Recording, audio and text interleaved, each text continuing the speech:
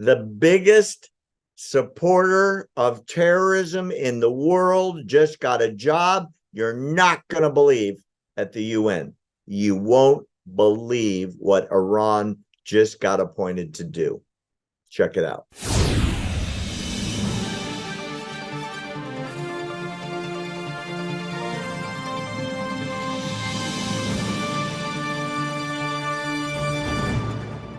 You know, the world knows that Iran is the leading state sponsor of terrorism.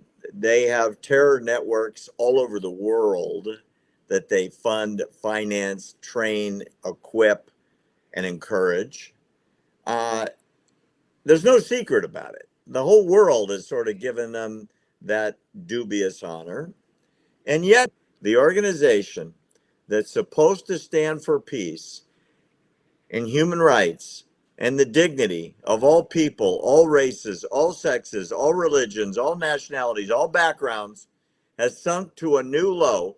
They have just appointed, as of today, this morning, Iran, the worst, maybe since World War II, the worst terror exporter in the world, is now the head of the UN Human Rights Council.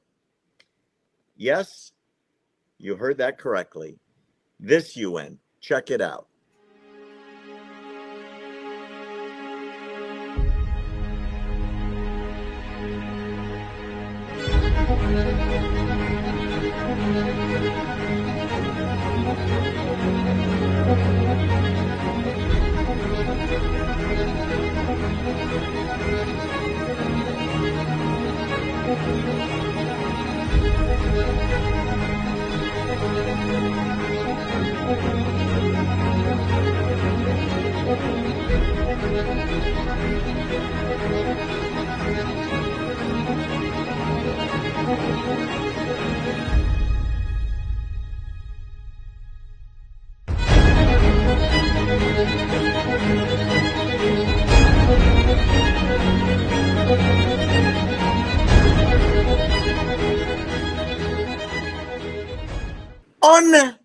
Unbelievable.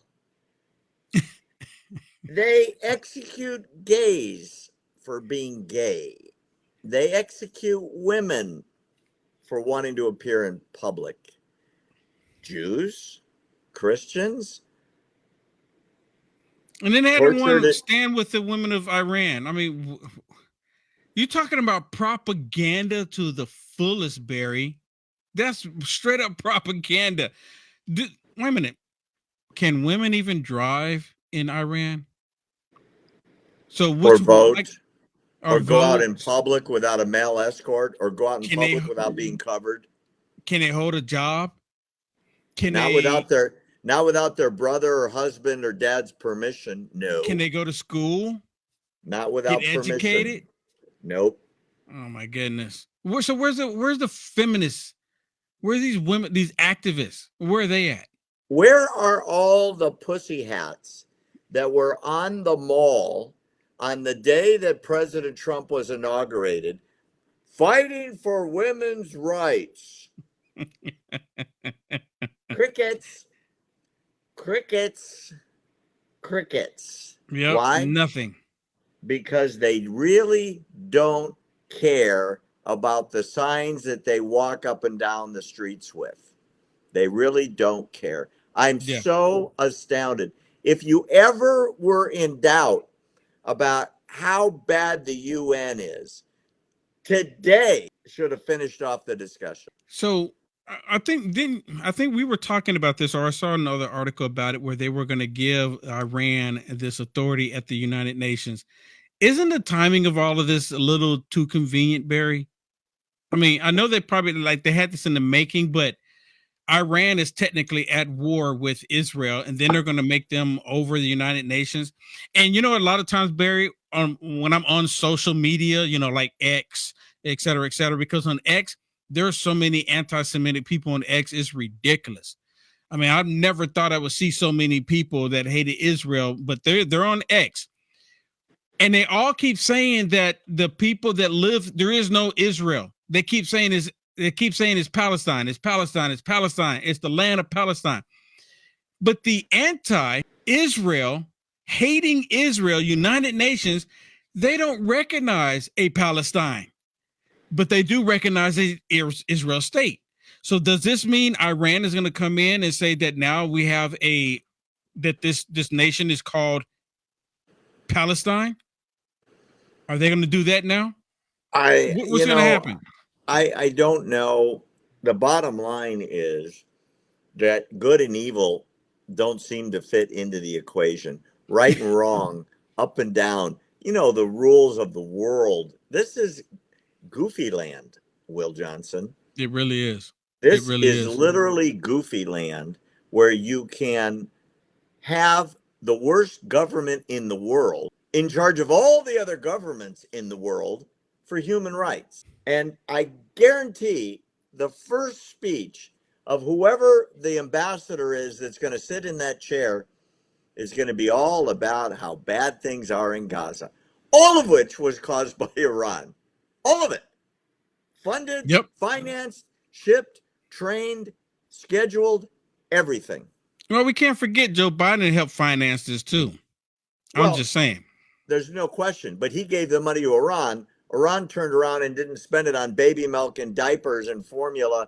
They spent it on weapons, rockets. Well, even on top of that, Barry, to my understanding, the Biden regime removed the sanctions on Iran for them to drill the oil. So they were making over $100 billion.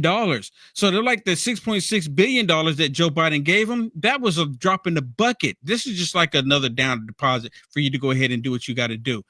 For good measures to say that we're on your side on doing this. We're going to fund both sides of the war because we need this war to happen. So they have the money. They can care less that they're going to refreeze the $6.6 billion because Joe Biden allowed them to make all this money from the oil. Back up a minute. You just said something astoundingly profound. We are funding both sides of this war. Yes.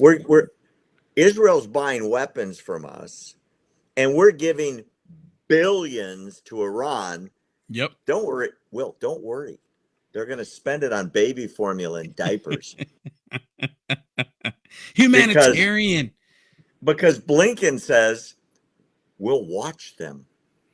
But as Claire Lopez, our CIA genius, says, if they get $6 billion to spend on whatever they want, that frees up $6 billion to buy rockets and missiles and bombs and IEDs and nuclear weapons and so on. We, as you just said, are financing both sides of this war. Yep. We suck. Yeah, but Barry, they don't even need the $6.6 billion because Joe Biden has already made it to where they've made over $100 billion in their oil. Over $100 billion, Barry. They've already made the money. That $6 billion, they could care less if they refreeze it or not. They could care less. Joe Biden helped fund this war. He allowed them to get the funding to do it. There is absolutely no question that what you just said is correct.